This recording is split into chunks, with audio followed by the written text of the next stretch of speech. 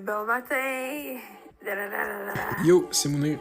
Je pense que je vais low-key juste écrire au ministère de la Culture sur Twitter. Je vais dire, yo, est-ce qu'on peut set up un meeting? Allô, moi, c'est Daphné. Ouais, mais elle m'oblige à regarder un film d'une heure sur un ours.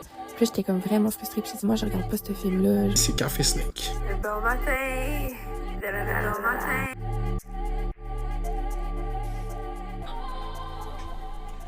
Yeah!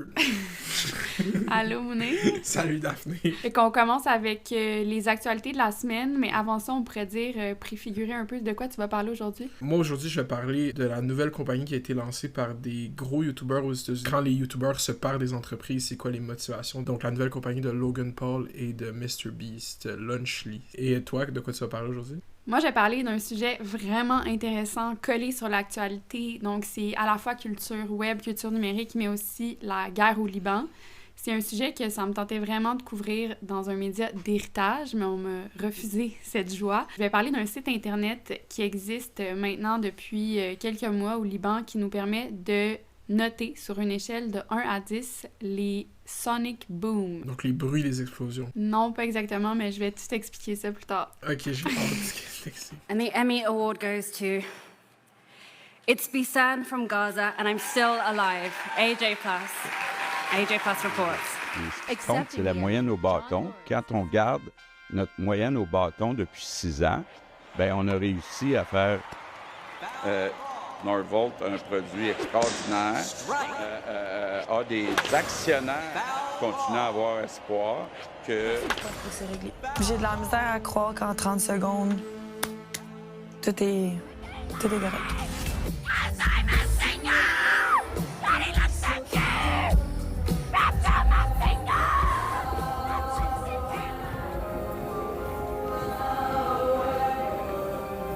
C'est là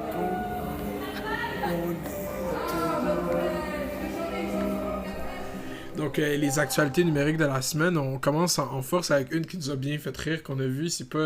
C'est numérique dans le sens que ça a beaucoup circulé sur Internet, mais c'est une conférence de presse qu'Éric Duhem a donnée pour réagir à la débâcle Nordvolt qui a vraiment fait l'actualité cette semaine. Le journaliste de Cogeco, Louis Lacroix, demande à Éric Duhem s'il croit en Dieu.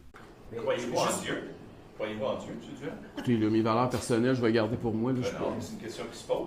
C'est comme déjà, on voit directement, vous voyez pas, là, vous écoutez en audio, mais il est comme tellement surpris par cette question-là. Là. Tu le vois dans comment il retourne sa tête. Là. Mais c'est une conférence de presse sur l'affaire Nordvolt. c'est comme si moi, j'étais en conférence de presse pour parler de la nouvelle loi en Californie qui permet une protection pour les jeunes qui sont utilisés sur les réseaux sociaux. Ouais. If you make money off social media posts featuring your kids, you'll soon have to set aside some of those profits under new laws signed by Governor Gavin Newsom. Puis là, quelqu'un me demandait c'était quoi mon signe astrologique. Mais, tu sais, c'est pour ça qu'on parle aussi ça dans le segment des actualités numériques, parce que est-ce que c'est une stratégie des journalistes un peu de justement faire en sorte de créer un clip médiatique qui va comme circuler sur Internet? Est-ce que c'est comme la mimification des conférences de presse? Je vais pas à messe tous les dimanches, puis j'ai pas... mais je respecte les gens qui croient, puis je respecte les autres, mais moi personnellement, non. Moi, je suis pas pratiquant, je peux vous dire ça, mais je suis un catholique, je suis culturellement catholique, comme à peu près la majorité des Québécois. Le Québec est très fier d'être laïque. Il y a cette idée que ici, c'est pas vraiment bien vu d'être croyant. Comment se positionner avec une langue de bois politique, c'est de dire qu'on est catholiquement... Non, culturellement catholique. Catholiquement culturel. Comme à peu près la majorité des Québécois. C'est ça, la majorité des Québécois. François Legault avait fait un texte à Pâques l'année dernière, ou il y a 2 ans, je pense, où est-ce qu'il était comme c'est important de célébrer Pâques parce que oui, on est laïque, mais on est culturellement catholique. Oui, on va faire des projets de loi pour empêcher les gens de pratiquer leur foi, mais nous, l'État... on est catholique culturellement. Mais ça, c'est intéressant parce qu'on a regardé beaucoup de vidéos à l'Assemblée nationale. C'était la commission d'études sur le projet de loi sur l'ouverture du Musée d'histoire nationale du Québec. Puis on a écouté notamment le mémoire de Camille Robert et de sa collègue dont je me souviens plus le nom, donc l'historienne. Ouais.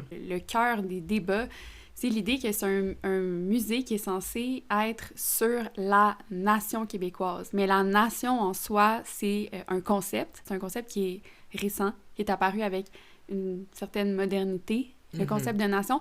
Et c'est un concept qui est flottant, c'est-à-dire qu'à travers le temps, on le redéfinit. Qu'est-ce que veut dire une nation? Et la nation québécoise, c'est pas quelque chose qui va de soi. Il faut définir ce qu'on entend par nation québécoise. Puis là, on a vraiment l'impression que dans ce projet-là, bon, il y a des flous, il y a une ambiguïté, mais on devrait penser qu'il s'agit des descendants des Canadiens français colons. On a regardé le mémoire de l'historienne Camille Robert, mais on a aussi regardé d'autres mémoires des spécialistes en colonisation. Le ministre de la Culture voulait jamais dire le mot colonisation, c'est comme s'il n'avait pas le droit de le dire.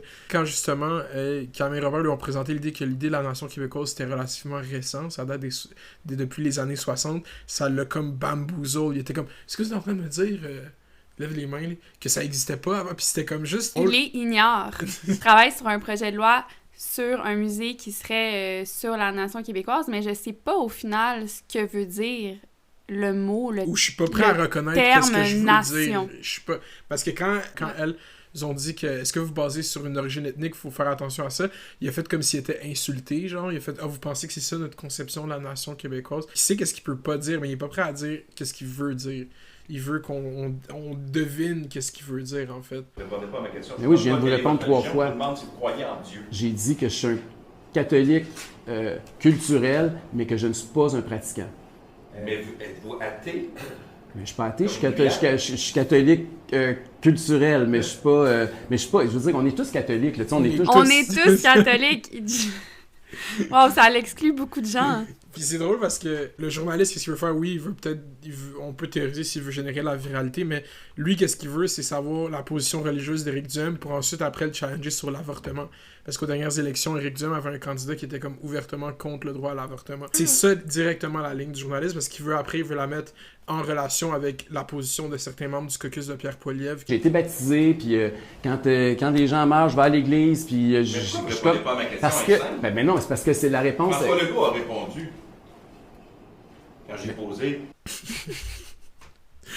Lui, il l'a fait. Qu'est-ce qu'il a répondu?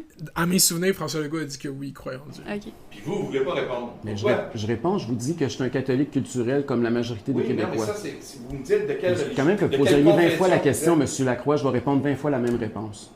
Vous croyez en Dieu ou pas? Je suis un catholique culturel. Je suis comme la majorité des Québécois. Je suis baptisé, je vais à l'église quand les gens meurent, puis je vais à l'église au mariage, mais je vais pas... c'est tout. Puis je vais pas communier, c'est ça la question. Moi, je pense que honnêtement, il croit pas en Dieu. Genre, si je me fie à sa réponse, je pense pas qu'il croit en Dieu, qu'il est avide croyant. Mais l'affaire, c'est que vu qu'il est conservateur, il y a beaucoup de son électorat que c'est des gens qui croient. Puis c'est un peu le modèle du Parti conservateur du Québec qu'il veut faire, c'est calquer un peu les conservatifs des États-Unis. C'est ça qu'il essaie d'importer. Mais aux États-Unis, c'est quand même, on va se le dire, intégriste. C'est que la philosophie, mettons, du droit américain, c'est la natural law. Ces droits-là sont donnés under God. Ça veut dire que le fait que t'es un humain qui a des droits, c'est par Dieu. Puis c'est reconnu comme dans la Constitution américaine. Fait que c'est comme le fondement du pays et catholique ou chrétien, je pense. Dieu est là.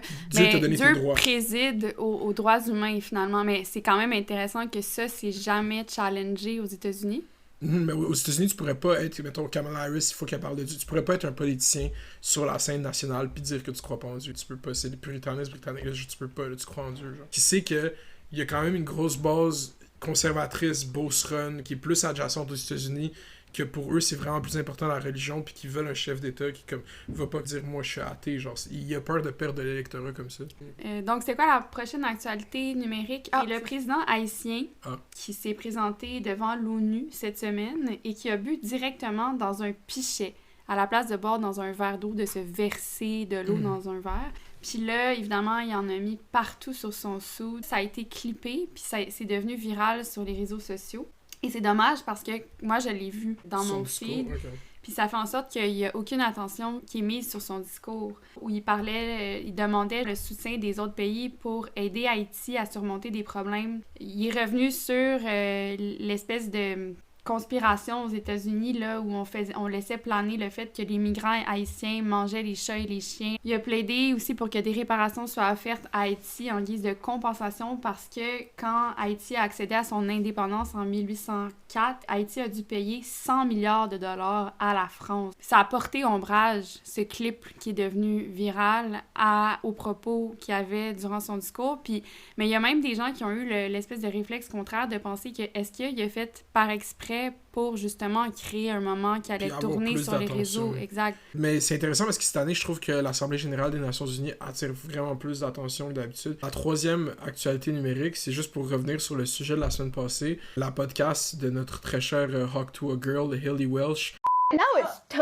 Like, you really got to put your emphasis in. Yeah, you're not saying tua, you're saying tuh. You know? Like, you got to really put your back into tuh. Et la troisième podcast la plus écoutée aux États-Unis cette semaine. Et je vois vraiment comme une espèce de transformation du discours. Là, on l'adopte. Là. Hilly Welsh, elle va régler tous les conflits du monde. Elle a reçu Kim Jong-un. Et Non, la vérité, on veut la vérité. C'est le troisième podcast le plus écouté sur Spotify. Le premier, c'est Joe Rogan. Le deuxième, c'est Tucker Carlson. Mais on comprend que l'économie du podcast, l'écosystème, ça tend vraiment vers la droite. C'est drôle parce que le milliardaire Mark Cuban, il faisait une tournée de presse cette semaine, il disait que mainstream media tends right. Mainstream media, on parle de quoi? Est-ce qu'on parle des médias qui sont le plus écoutés? Mais c'est ça, les médias les plus écoutés aux États-Unis, c'est des médias de droite. Des médias indépendants.